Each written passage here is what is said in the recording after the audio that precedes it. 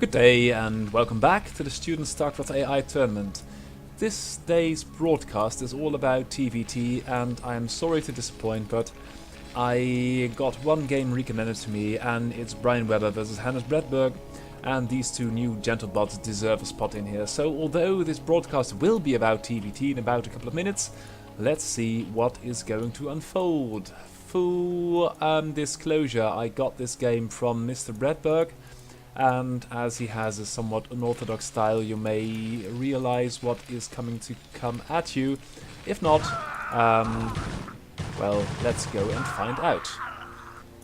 We have a handful of Marines being chased by a handful of Zerglings. Marines at the moment are all running, which is detrimental to their overall health.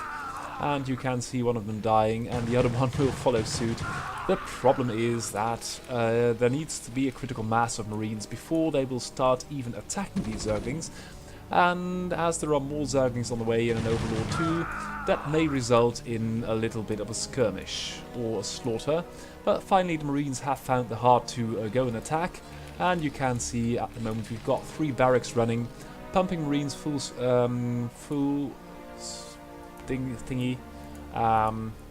power ahead, I don't know, something. And you can see the Marines running again because they split up earlier and unfortunately some of them will be cut off and cut to pieces. Will we have speed anytime soon? No, we haven't. We've got 25 Lings versus only 5 Marines, and the expansion is not going to go awfully well. This is not an expansion, that's just an Overlord. And one thing of note is that Brian Weber is doing everything of 9 workers at the moment. And we've got some kind of a critical mass of Marines now at the top of the ramp. We've got an academy, so perhaps there may be a small chance of medics, although Bredberg isn't all too fond of medics. And another SCV bites the dust. You can see the army supply 14, that's 28 Zerglings, and all of that of 11 workers. Now we have got a little bit of Marinage going on, and the Zerglings beat it and hightail it out of there. Although I believe they've got a pretty small tail, so I don't know if that's the correct phrase to use. And you can see the Marines now engaging this Overlord, which of course is a sitting duck, and starting the expansion. No, 2 more drones have been built, that's very impressive. Still, there is quite a bit of Zergling on the map, and the Zerglings are mulling about like a true Zergling should, and they occasionally one dies. For some reason I don't really understand the logic of these Zerglings. Now they are attacking again. Oh, and this cluster of Marines will be cut off from the rest and eaten as breakfast by these Zerglings. I may refer to it as breakfast, this being the first match. And all these Marines running from just one Zergling, and that's very unfortunate when this one even stops running. So I'm still not sure if this is going to be an awful match or an awfully fun match. These Marines are really the most cowardly Marines I've ever seen. We've got an upgrade coming up, the SCV gets shot to pieces, and all the Zerglings are mulling about here, playing with this one Marine, and this one Marine is leading them all on. Right now we've got 15 workers, 24 SCVs, and the Marines are still not going to be awarded the Medal of Honor. And now they kill off the one Zergling and secure the natural. That is pretty good, pretty awesome. Very well done, Marines. I thank you. Now we see a drone moving up for a 3rd base, and if these Marines keep being silly like this, that's going to be an interesting match. And again, you see them running from only 2 Zerglings. Oh, we've got the Hydra now. But the Marines are not afraid of Hydra, so they make short work of it. And all these Zerglings here are not doing anything. Half of the Marines is fighting Zerglings here, there is Zergling action there, and now we've got 2 bases versus a couple. 3rd base not up for Zerg, and more Sunkens. That's always a good idea, especially if there's so many Marines on the map. And you can see this beautiful scouting algorithm by Hannes Bredberg. On the minimap it's even more beautiful. You can see them meandering all out of each other's way to find the enemy, and once an enemy has been found, they all converge upon that one enemy, or 2 or 3 enemies, as it is now. By the way, we've only got 4.5 army supply of Zergs. For reasons, it's all going to be spent on Sunkens. 3rd will be up soon, and with only 3 or 2 hatches now, it's good that there is not much money in the bank, because otherwise it would be a bloody murder. Now, what will we have on the Terran end of things? Army supply for Zerg is still negligible. We've got a factory, starport, and that's about it. We've got a sunken field and a bunch of damaged marines, which move in and out and toss it all about and lay down their lives for no good reason, obviously. 2 Hydras are coming to join the fun, but they don't party very well. They get shot at and run, and all the marines die. But I think the sunken may yet fall. It doesn't, so that's good for Zerg, at least. 3rd base being taken by Zerg, which means more barracks. Oh god, a science facility. Shouldn't have shown you that, but you'll probably know what's coming anyway, so let's enjoy it while we can. The Marines and the Zerglings are being totally inefficient in the middle of the map, and I should speed it up a little bit because I tend to have the first and the last game of a broadcast be very long, and that's not really how it's done. Covert Ops coming up, and another command center, and another command center. And if you have a lot of command centers, you can build a lot of comsat stations, which makes no sense in conjunction with a covert ops, but hey, what do you know. So the marine count has reached 24. The Zerg is still not fighting for reasons, no 4th base yet. Still only 17 workers, so this Zerg build order is really lacking, I find. Zerg has got the upper hand now. The Terrans are running for a change, and this is a sort of heavyweight boxing match where they just slugging each other and taking the blows without finesse or tactics or any whatever. Oh, we've got stim now, which means without medics that these marines will die even quicker. And da-da-da-dum, we've got a silo. Silo alert. Hello. And oh, will that be another one? This command center will be done shortly. But unfortunately all the marines are dead, and Zerg is taking over the battlefield, almost equaling the Terran in supply, still no 4th. But as you can see, this base will not be long. Oh, the marines actually do something, that's pretty good. And now the Terran is on the march again. So that's pretty well done. The silos are flashing. Hey, another silo, and will we have another silo here? I don't know. But what do you know? So, SCV transfer being cut to pieces. Oh dear. Oh, and it goes now, so that's 10 damage, minus 50% for small units, minus, have we got any armor at all? We haven't, so that's 5 straight up damage to the Hydras. But an awful lot of SCVs are getting torn down. But the suppressing fire from these ghosts is mortally damaging. I think the SCVs are doing more damage to the Hydras at this point, even though there are 4 or 5 ghosts. But the Zerg army, Zerg refuses to build any army for reasons and is not taking another expansion. Oh, 24 workers now and almost another base. Hello, that's... oh no, please build another base. We need more units to have more fun. And that will be either a comsat or a silo, but knowing Bradberg, I think it's going to be a silo. And now let's keep an eye on these ghosts because... oh, yeah, here we've got the first nuke, and it's going to be a doozy. Taking down the first sunken, damaging a couple, and damaging these Hydras a little bit too. And now I sorely lack the option of OpenVW, which is very beautiful by the way, to give a nuke warning, and I should tone this down because this being about TvT, I'm sure there will be a couple of siege tanks later on. So now let's have a look at the unit tab. Is a nuke a unit, by the way? I don't know, I don't see anyone launching one at the moment, but I think it's very cost efficient to take down Sunkens with Ghosts, with their Gauss rifles with 5 damage. Oh, they're retreating, so either... oh, they can take down Lings pretty well, that's nice. And as you can see, we've got 1 silo flashing, 2 silos flashing, oh, 3, and that silo isn't flashing, so perhaps there is a nuke ready. Have we now got a nuke? 1, 2, 3 nukes building, going to take a while. But in the meanwhile, if you've got the better economy, you can take down Sunkens, Queen's Nests, and Zerglings and Hydras with Ghosts. That's pretty silly. So, Terran building the upgrades for the Ghosts and taking more bases. Will we have more nukes? Probably. I don't know. Otherwise, this game is going to be horrible. Oh yeah, that one's pretty well placed. Where is the dot? I think the dot is somewhere among the blood, it always is. Or is it here? I don't know. I think it's somewhere around here. The Overlord is right out of the way. Oh, and this ghost is being rather silly. And it dies. But a lot of Sunkens got torn down, so that's good. And now this Queen's Nest isn't in danger. Oh, there are Mutas as well. One dies. Oh, unfortunate. And Zerg has got another base up with the Spire here. That's always a good idea. And by now the Bioforce is overwhelming. And will we have another nuke? I don't know. So, yeah, there we go. But I think the ghost dies, and that's unfortunate. As you can see, we've got 1 nuke, 2 nukes, and a lot of stuff building for Terran. Look at all the barracks as well. That's really crazy. And I must... Oh, I won't have to pause it, really, because I just can make a count of all the barracks. 5 here, and 7 with 9, 10... 13. Oh, only 13 barracks. That's not an awful lot.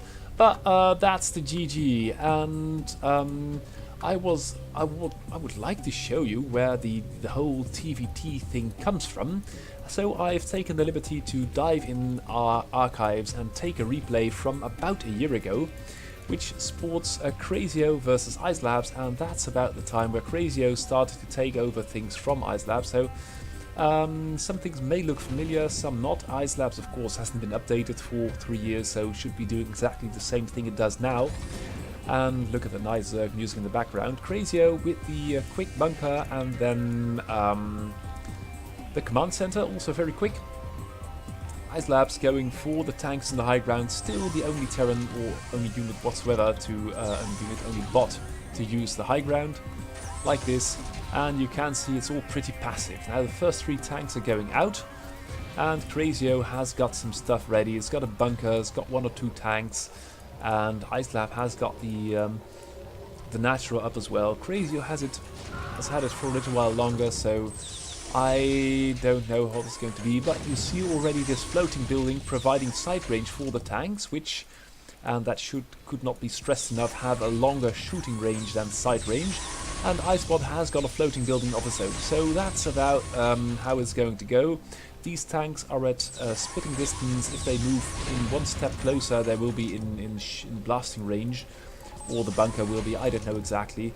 And you can see at this moment Ice Labs taking the map, mining up the expansion, which is a nifty trick, which our most good Terrans are doing right now. And a couple of pawns and foot soldiers are laying down their lives. A couple of vultures, Goliaths, and you can see Ice Labs is running away with this game. Isn't taking the third, rather slow, and this mine hasn't been laid or it's being killed, and there we go. Crazio with a couple of tanks in the high ground. I think that's more luck than actual intelligence.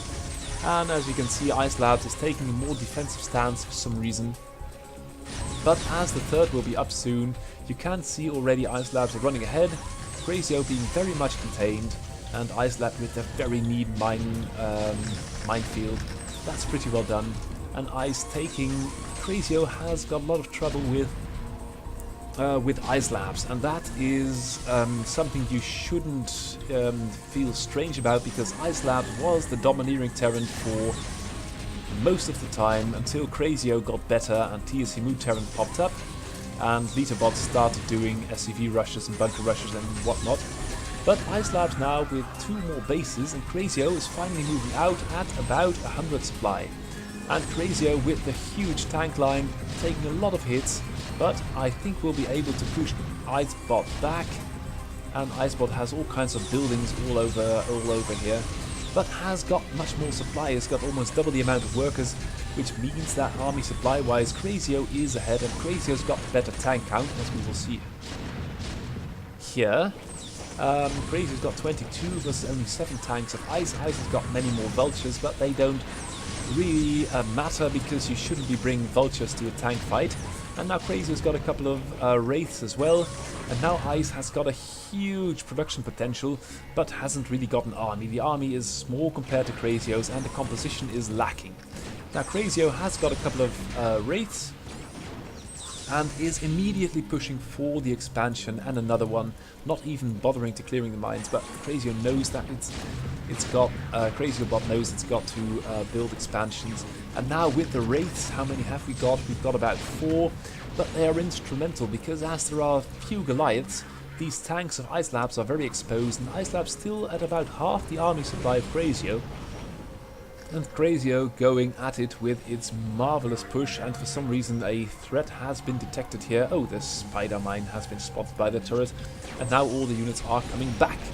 And they are at the bridges, so yeah, as you can see in the long run, Crazio is now sort of sieging up Ice's main, and with the Wraiths and the side range, Ice Lab's floating buildings have been killed. They're not being rebuilt, which is, oh, here's one. But it doesn't really dare come to grips with Terran at this point. And Crazio is clearly outrunning Icebot. Icebot has got a lot of money, but hasn't got the production and should be spending money on Vultures. But the Vultures are having a hard time reaching this huge tank line. And Crazio is trying to push through the bridge. That's a very hard thing to do for an AI. Even now, but with the Wraiths, we've got 11. By this time, the Wraiths are taking down the siege tanks, which will allow these tanks to move out. And once this building has been killed, you can see the tanks will move out, and Ice is being put under a lot of pressure. This base has been raided by 3 Vultures, and that's pretty sad because now it's dead. And this base is still running, but Crazio is sending another Vulture, which is not really being microed all that well, but it is shutting down mining. And at the Natural of Ice, there is a huge tank invasion by Crazio. Crazio now maxed. Icebot struggling to get by, only on one base. This is sort of shut down. And this is how it goes. So this is the early stage of Crazio versus Ice Labs.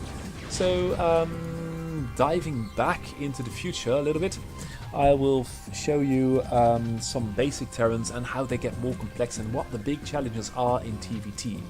So starting out, these are two, Kruka is a not very accomplished Terran, and it's going for the depot first. At the other end of the map, depot first has also been done by Cha-Seung-Guk from Korea, and of course it's also Cha is also the author of Giabot, and Gia is a pretty good Zerg, but really Cha lacks the time to update his bots and perfect them, but they're okay. So Kruka is going for a couple of barracks and just marines, and that's as basic as you can get. Just build a number of workers and then build marines and then attack.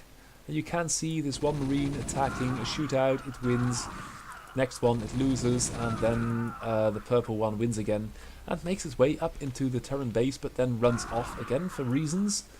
And you can see a lot of marines, and they're just standing around basically doing nothing.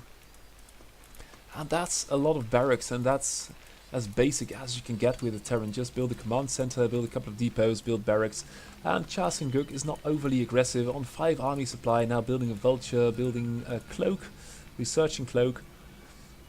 And the Vultures and the Wraiths are all over this, but nothing really much is happening. And Kruka is going for a wave of Marines, which can be pretty dangerous because Marines are pretty good and they're also pretty cheap. So about 40 Marines thrown at you in a single wave. If you've got an army supply of 11, part of which are Wraiths, that might be very interesting. So you can see this Wraith only gets off 2 shots before dying, and that's a huge waste of money. SCV's dying and the Vulture is dying as well. I think, 2 Vultures now, clipping some Marines, but overall it's pretty good because there are still, and now they're all running from a Marine. That's unfortunate. We've got a cloaked Wraith here, and they all go berserk, and they all run back. They would have had a decent chance of just breaking the enemy if all these Marines would have been sent over. Cha-Seung-Guk not taking an expansion, just doing this with Wraiths for some reason, and the Vultures, they can kill retreating Marines for a living. And as you can see, it is very... It's not easy to build a functioning AI. Cha-Seung-Guk has taken the expansion at the other end of the map for reasons. Building more Wraiths, army composition 3 Wraiths, 2 tanks, 2 Vultures versus about 40 Marines. And so many Marines you obviously can make off one base, no gas is being mined at all. So basic TvT is happening right now, and you can see as soon as the Wraiths are out, we've got a couple of... that's horrible. The mines and these Marines! And the tanks, it's a huge wholesale slaughter. There were about 40. And I think during this battle about 10 Marines have been produced, so I think about 40 Marines died to a handful of mech units. And that's really the big paradigm shift, that if you go mech, you can't really stop it with Marines. And that's the basic thing that should be taken away from this game, is that mech units are so much more efficient than bio. Versus Zerg, you can get by with Marines and medics because the healing is just so good, and the Zerg don't deal a real lot of damage. But as soon as the tanks arrive, or the vultures, it's going to be bloody. And Chasenguk is just going to build a couple of factories, do some upgrades, and not really breaking a sweat this game. The Wraith is there as well. Is there a tank? No, there isn't, but there is another factory here in the middle of at the choke of the natural, and you can see this is really going anywhere. Main is mining out for both players, I think. Here comes a tank, and you can see the vultures are overrunning this. So this is the first TvT, which is, well, how should I put it, is there. So, and I have to time this right. Earlier we saw Ice Labs losing to Crazio, which is no shame.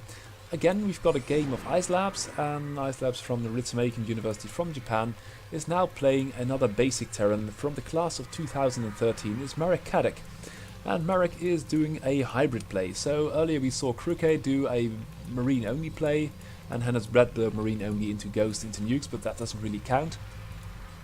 But as Terran development goes, Marine only, and then you've got Marine with medics. And if they got Stim, will they have Stim? No, they haven't got Stim yet. It will be rather bloody. The problem is that if you go partially bio, you can do a lot of damage versus Zerg and Protoss in the early stages, especially if the Protoss doesn't use Reavers or Storm or anything like that. The problem is if you are facing tanks with bio, it's going to be bloody quickly, and you are fighting very cost inefficiently. And you can also see that the macro of Marek Kadek is rather slow compared to that of Icebot or Crazio or any other newer bot.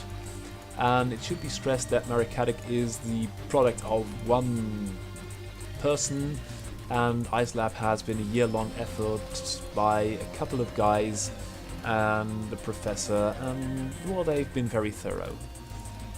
So now you see the floating building arrives, a handful of tanks, and this natural isn't even up yet. So right now it's 50 versus 25 workers, upgrade starting, and now you see that this bio is being shot to pieces very methodically by these tanks. Now they're also attacking this floating building, which is very disadvantageous. They are breaking the tanks, which aren't sieging at an atypical moment, but you can see how much damage it takes from these bio units to actually damage the tanks, and the tanks are dealing so much damage.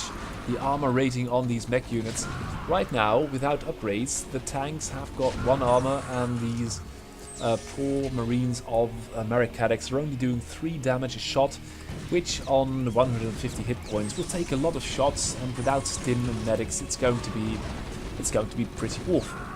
Now, we can see in Ice Lab's base a couple of factories, a couple of SCVs, nothing too dramatic, not overextending the macro, it's just a couple of tanks. It's a better composition. Marek Kadek has got tanks now, so this will be a bit of a standoff, but again, this floating building will be all the difference, and although these tanks are catching a couple of shots full in the face, in the long run it will be over, because this floating building extends this tank's siege range, and as the firing range is longer than the sight range, Ice Labs has got a big advantage. And now Ice Labs is taking the 3rd base, and Ice Lab isn't really a well, it's a macro bot compared to Marek Kadek, but it's rather slow, and you notice that the older the bot is, the slower it gets. And Marek Kadek is sort of breaking this contain, but the main problem is that there is more contain coming up, and Ice Lab is throwing a lot of units. And as soon as this tank line gets moving, the 2nd floating building is there, 3rd is up, and you can see the stream of units. And now the tanks are moving, and this, yeah, of course you can build battle cruisers this way, but it's never going to be built because there are just so many tanks. And now they are shelling the buildings, 4, 5th base being taken by ice, mining out, got the enemy contained. That still works pretty well, as anyone having ever seen Iron play or any bot which does a good contain. And Marakadek builds science vessels, tries to build battle cruisers, but it's just a little bit too slow and the game plan is just not there. It's bio, it's mech, it's battle cruisers, it's science vessels, and if you haven't got the economy, you're just going to get overrun by tanks. And Ice Labs with the beautiful minefield with some buildings into space and a battle cruiser of its own. Will we have a battle cruiser on battle cruiser battle then? Unfortunately you won't, but 3 battle cruisers, Ice doing things in style, and that is the game for you. So that was the status quo in TvT for a bit. 2 other players which need to be named are Mete Istnik and Surenklet. Surenklet's bot's called Whopper. That's War Operations Planned Response from a beautiful old 1984, I think it is, movie, where a supercomputer the size of a building had a bunch of LEDs bleeping and playing chess, which any iPhone now can do better, but hey, you never know. And it was basically the same thing, but without the floating buildings. It can build tanks, and Mete Istnik is another one of these hybrid Terrans going for... they got one build all around me versus Zerg versus Protoss, which I now won't be showing because it is all about TvT, and once you reach a certain number of units, about 40, they go and attack, but you can see the minefield is there, and playing Minesweeper with bio units is very painful. Oh god, there they go. And if you burrow mines in clusters, a couple of them will always hit. And what was a 40 supply expedition is now only a 30 supply expedition, and there is tanks on the other end.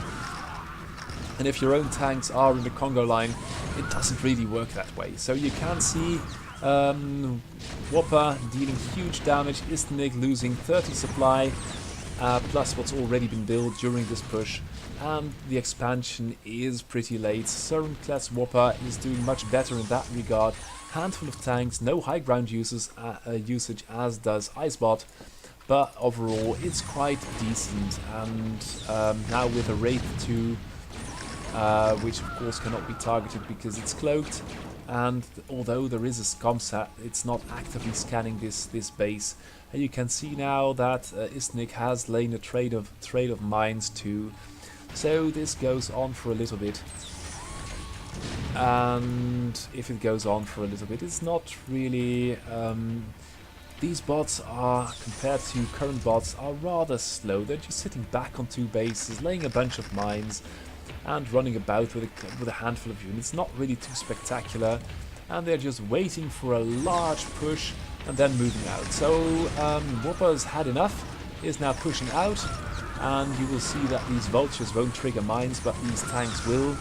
And now Istnik is mounting a defense with a handful of anti-air units, a couple of tanks, but the force on the other end is just too big, and behind that Whopper is taking a third. And that should also be stressed because these TvTs can deteriorate in huge wars of attrition. And here comes the secret weapon of Whopper, which I wanted to show you. Whopper actively makes use of battle cruisers, not in the late stages, but in the middle stages as well, just to provide sight range for its tanks and also do damage, because there is only one marine here, and the one marine is very fragile. And this battle cruiser is now doing 25 minus armor, of course, air-to-ground damage, which is pretty decent, and so it goes, as they say. And the next wave of units isn't being fed immediately, it's just this push with the battle cruiser. Some units are coming, some are not, and this Vulture and Wraith are not really getting anything done, nothing major. And Istnik is sitting on his 2 bases, can't really get out. It can macro, but again it's a little bit slower. And you will see that the rate, at the frequency at which bots will make decisions is higher. You can also see the APM is about 8,000, and that's okay, but you are not really seeing very complex decision-making patterns. These units are mulling about a little bit, minerals are being mined, gas is being harvested. Oh, the expansion! Istnik snuck out an SCV, started one, but it's not really working at this point. Has been found, but is not really being clipped as efficiently as it could with a handful of these vultures. But overall, it's going to be quite a feast. This battle cruiser is slowly wearing out, you will see no repair from either of these players, which is a thing, of course, which Iron, Crazio and the newer Terrans are doing. And this base has been sort of shut down by one SCV, and perhaps these raids had a hand in it. And there is the battle cruiser still alive, that's pretty good. And moving up a ramp, still very difficult for a Terran due to these sieging tanks. Oh, and we've got another battle cruiser. So that's the game, and let's hop into the next one. It's a bit of a revelation. I've taken another bot, which is Johann Kaiser, and Johann Kaiser is okay. And I thought, well, I'd take a game of Stone, but every once in a while Stone is... oh, here it goes. Does the SCV train, but unfortunately there are bunkers up, and bunkers are pretty deadly versus SCVs. Normally they would be running in earlier and trying to kill the enemy workers, but Johann Kaiser has got this pretty well locked down. 2 bunkers with marines and a turret in case any of these SCVs start cloaking. Another base by Stone, and Stone is momentarily at 28 SCVs. The question is, will he build anything else? The sad thing is that in this combination, Johann Kaiser will only build bunkers, and once a bunker is there, it will build another bunker. Oh, it will build an expansion too, that's pretty neat. And Stone will just build SCV on SCV and take another base. So now you can see it's a bit of a marine train versus SCVs, and that doesn't really get you anywhere. The marine is being torn to pieces by these SCVs, that's pretty cruel. But these marines will never in their lifetime, even if they've got 5,000. Oh, and now the marines are moving out, but they're moving back again because there are just so many SCVs. And oh, two SCVs have made it into the base. They are attacking the factory, and Johann Kaiser has just got enough. This doesn't make anything, and Stone has taken over the map. And with only SCVs, we've got 65 SCVs versus 22 army supply worth of marines. Johann Kaiser's mining money is stuck on something, perhaps something to do with this factory, that it couldn't be attacked or anything like that. And Stone is just building units and units. We've got 90, we're touching 100 workers now, and you can see this is going to be a huge mess up. So Kaiser has frozen, Stone will make only workers, and now has taken almost all of the bases except the 2 in possession of Johann Kaiser, and will approach max SCVs. I don't think... oh, now there they go! But you can see the slaughter. And now... oh, we've got 23 supply now. And you could see that these marines really didn't have a chance for anything. And they are trying to gather up enough forces again. And you can see the counter approaching max. And for some reason the marines are all somewhere, they're not firing. Johann Kaiser has crashed severely, and I think we will see maxed SCVs, because the SCVs of Johann Kaiser are fighting, and they are winning because there are still 22 workers, the marines are not firing, and I don't know what's going on. So that's about Stone. Unfortunately it didn't really show. God, there are marines in here, and it's all a big mess. But now all the bunkers are dying, so I think that Stone is actually going to do this with pure marines. And we didn't see maxed pure SCVs, we didn't see maxed SCVs, so without further ado, a player that should be mentioned, and I didn't really have to hard to show you a bunker rush or an SCV rush. I showed Stone with an SCV rush, which I think was nice. Elitebot used to do that an awful lot too in the old days, but has since progressed. And as we have about 20 versions of Elitebot on the server, because for every tournament he uploads a new one, and well, for the main tournament, which will be starting in December, in the Christmas holiday, during Christmas holidays, deadline being the 20th. Oh god, here we go. That's an SCV rush, but it's really working because we've got a bunker with a marine, and this marine will probably also make it. And there you go. Oh dear, Elitebot AWIDE did the infamous bunker rush, and it is working, it seems. We've got 1, 2, 3... oh, we've got a handful of SCVs working. That's pretty good. We've got no depot, and it's only one bunker, and it's not really working, is it? So what's happening here at Elitebot CIG? Not too much. We've got only 3 marines, and both bots have sort of gone offline. So I showed you Litterbot, and Litterbot is your own fault for doing a bunker rush. Otherwise it could have shown what potential you had. Otherwise, let's hop into the next game. And I've got one more game before I come to the usual suspects. And that game is Nightcat versus Sparks. Sparks being a project of the author of McRave. And it's going to be pretty good. Sparks, of course, is the big game hunters bot, which has been adapted for normal money maps. And let's see how this is going to play out. Sparks originally is a sort of hybrid play we saw Istnik and Marikadik do, but it's a little bit more adaptive, and you can see the composition is slightly better. It's got a concave, no marines or whatever is going to come up here, and a handful of mech units. At the other end, we've got just a huge bio thing building up. And with the stim now moving out, and if you stim too much, the medics will be empty before you reach the enemy. But there you go, Sparks going for the expansion. And I just missed the battle, didn't I? Is this brute force music? Oh, that's Heart of the Swarm. Bloody hell. No. I should put it on loop, because I don't really want to hear the Heart of the Swarm. I thought, well, this crazy music. And now you can see another instance of... Oh, the other medics aren't there. So the mech push is coming, and both players have got an expansion, and my bio play can get you somewhere, because Marine Medic is very efficient with good APM, good decision making, and lots of forces. You can really get stuff done. The problem is that tanks are really hard to break, especially in a minefield with vultures, and you can see the Marines are somehow pushing through, because they are quite efficient in targeting mines. They don't need ComSat, and versus mech units without tanks they can be pretty effective, but they will water down, and then it's just going to be a big mess, and you've got to wait for a new wave. And ideally you would have to have about 1.5 times the economy of the enemy, and once vultures start going at it without medics, these Marines are really not up to it.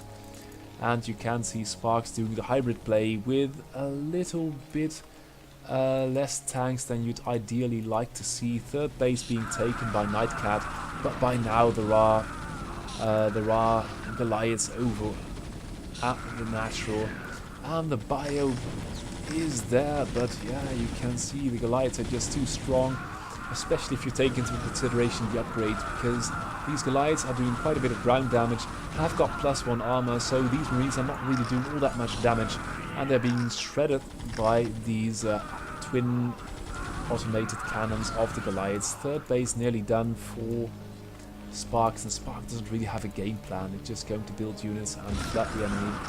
And there you go. So this was basically a short rundown of all the terrains on fire at this moment, and I must crave your indulgence, because wading through the archives I noticed I casted an unholy lot of games of TSC and Crazio and Iron, and I must apologize, but if you do want to talk about the state of the art of TvT, you've got to show the game, which is TSC versus Crazio, and the other game, the last game I've got, is Crazio versus Iron. I won't keep that a secret, because these two are the clear favorites, two best bots there are at the moment, and the two best terrains. So in a broadcast about TvT, it's no more than logical that they should be featured, and let's have a very close look at what they are doing. You can see a scout going off at 10 or 13 supply,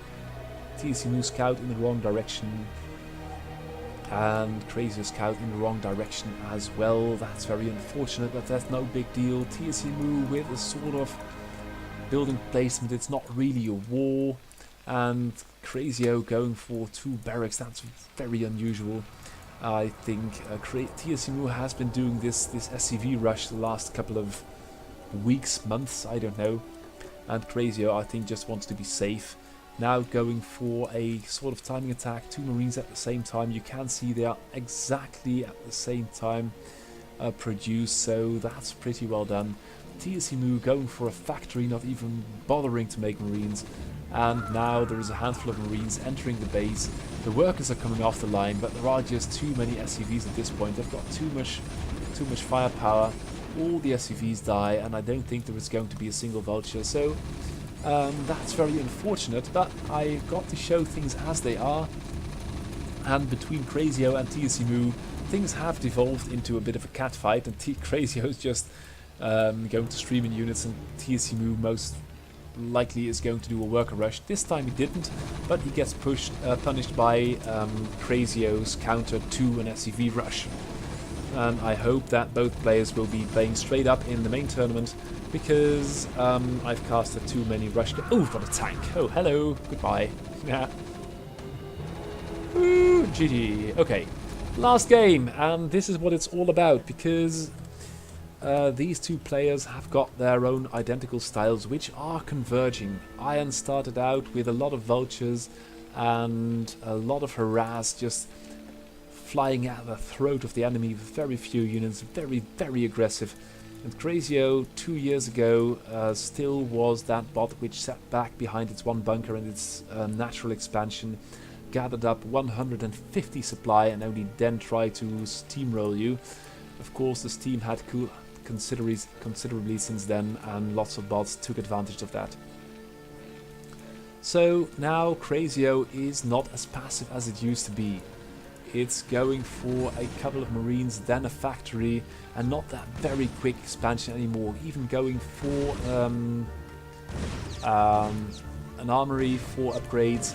And here you can see Iron immediately bringing the fight to the enemy.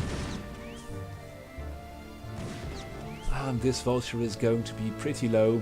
And what's also going to happen is that these vultures are going to be repaired by these SCVs. That was also... It wasn't really new what Iron brought to the game, but he did it the best, and I am surprised to see... Oh, there are 2 SCVs now. But you can see Iron keeping his vultures alive, 19 versus 10 army supply.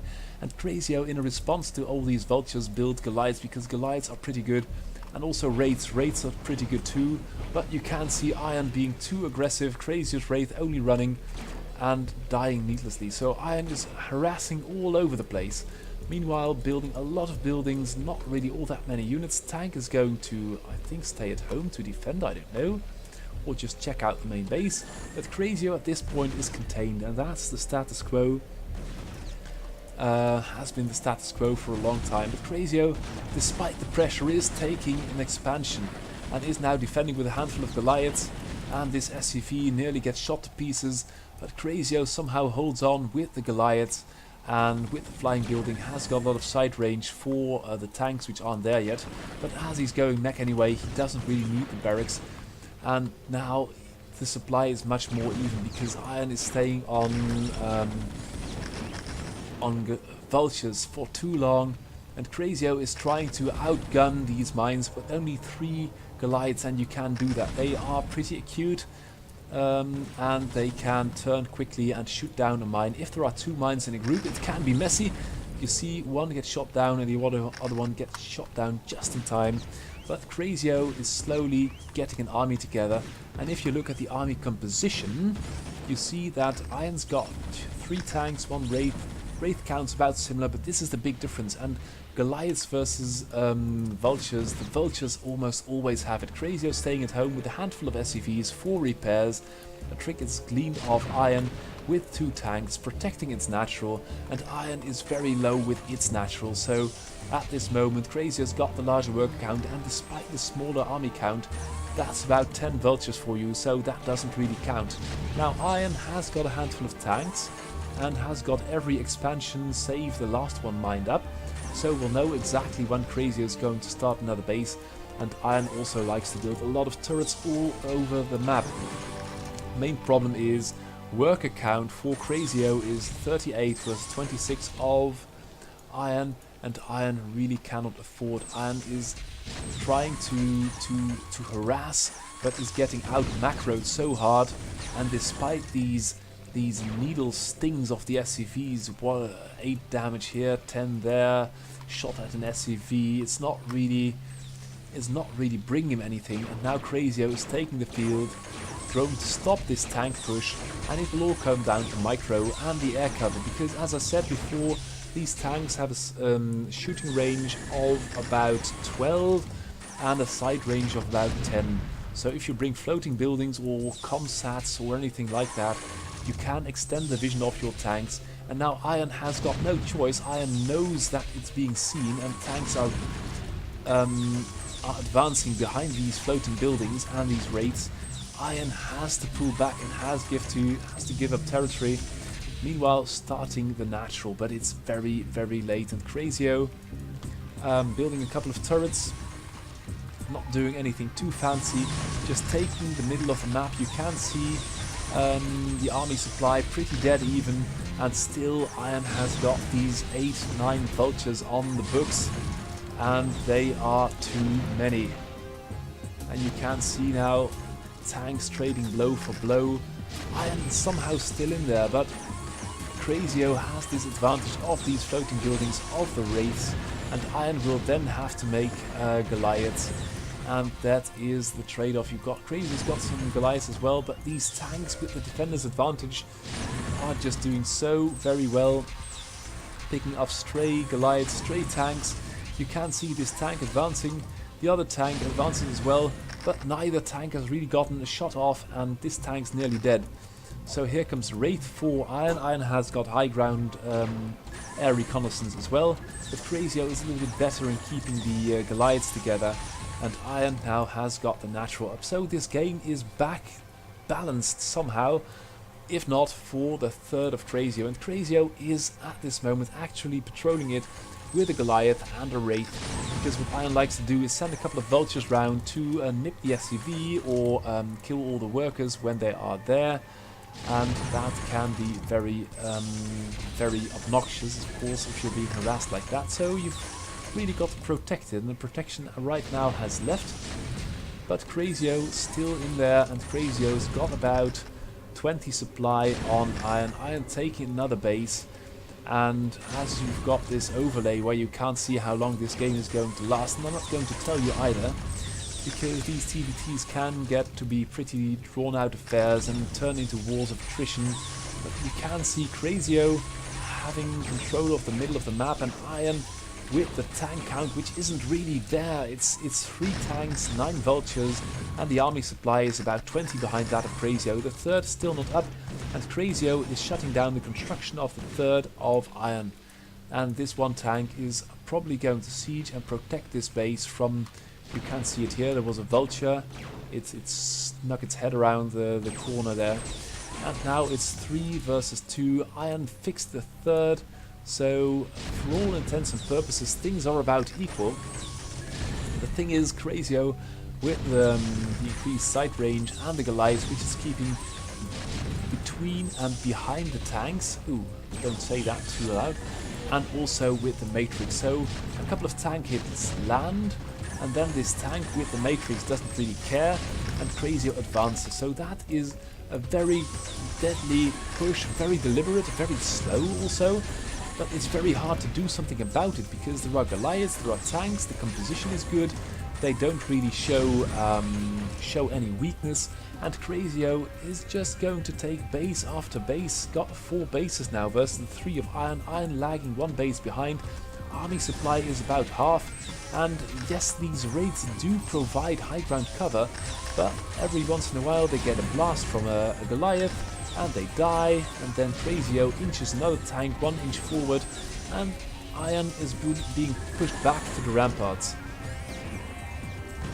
Now Vulture run by, got shot down by Iron, and you've got to give that to Iron, because it doesn't just sit back, and it does defend. It has had to learn to defend, because for half a year it's only been ever on the offensive, just harassing things left and right, and now it's got to learn how to defend with the mine, and the mine gets shot down because there are just too many tanks. Crazio now can do 2 concerted pushes at once, which is very deadly, so it can put pressure on an expansion, tying up some vultures and a wraith, which of course versus a couple of Goliaths and tanks is not going to matter too much, to be completely honest. But Iron is still hanging in there somehow. Macro wise, okay, it could be worthwhile to fight at the bridges, but there is just no air support. And Crazio, very methodically, if these buildings die, it will build new ones, and it will push you back very slowly. And now behind this 75 worker economy, there is such a production apparatus that it can just outproduce anyone. And these two tanks are now ranging the SCVs almost. And you see Crazio is reinforcing this push somewhat. These vultures haven't got any mines left, otherwise they would mine up the tanks. And Crazio is going to run away with this. Now abandoning this push, so this push was or abandoning every once in a while. Vulture Glide seems to make its way over. And if a comsat gets built, it gets shot down immediately by these two tanks. And these two tanks are really doing a lot of damage. And you can see that they're going to inch forward. And now this tank sieges will be a duel. But again, Crazio coming out ahead, doing damage to the comsat. The comsat gets cancelled, rebuilt, and killed again. This is going to cost Iron a lot of money. And it's not really protecting itself against that. So Crazio is now maxed, and Crazio's got 75 workers, which is quite a lot in TvT, especially if you're maxed. But now he's going to really put in the pressure. And let's look at the final composition, which is so effective. 4 raids, because, well, Crazio is using these buildings, which have got a lot of hit points, cost about as much and less gas, and provide just the same amount of cover. Of course, they're going to take damage and die every once in a while, but that's okay. 1 vessel for detection, 4 raids for shooting at tanks, and 38 tanks. That's really how you do things. 38 tanks, and I think they're pretty much all here. At every expansion there is one, so it won't die to a vulture run by, or a handful of vultures can be taken care of.